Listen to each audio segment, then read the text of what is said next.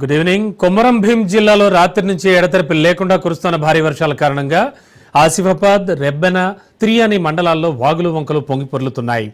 తిర్యాని మండలంలో ఉన్న 13 గ్రామాలకు బయటి ప్రపంచంతో సంబంధాలు తెగిపోయాయి. మండలంలోని మంగి, లక్ష్మీపూర్, మాణిక్యాపూర్, తలండి, గుండాల, పెరికెగూడ తదితర గ్రామాలకు రాకపోకలు నిలిచిపోయి ఆదివాసీలకు బయటి ప్రపంచంతో సంబంధాలు తెగిపోయాయి.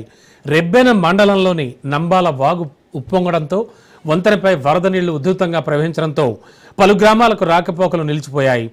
రాత్రి నుంచి భారీగా కురుస్తున్న వర్షాల కారణంగా రెబ్బెన మండల కేంద్రంలోని ఎన్టీఆర్ కాలనీలోకి వరద నీరు వచ్చి చేరింది.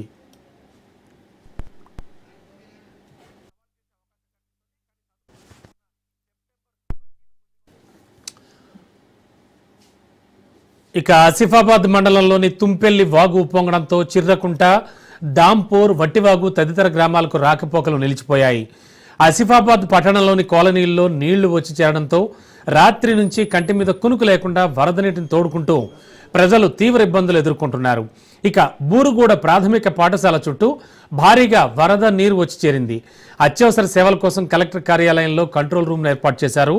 జిల్లాలోని లోతట్టు ప్రాంతాలు అలాగే వరద ప్రభావిత ప్రాంతాల ప్రజల కోసం కలెక్టర్ కార్యాలయంలో పునరావాస కేంద్రాలు ఏర్పాటు చేశారు.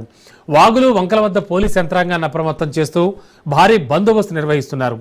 ఈ సమయంలో ఎవరూ కూడా సాహసం చేస్తూ వాగులు దాటే ప్రయత్నం చేయవద్దని ప్రజలను అప్రమత్తం చేశారు. భారీగా కురుస్తున్న వర్షాల కారణంగా జిల్లాలోని పలు ప్రాంతాల్లో చేతికొచ్చిన పంట వరద నీటితో పాడైపోయింది. దీంతో రైతులు తమను ప్రభుత్వమే ఆదుకోవాలంటూ వేడుకుంటున్నారు.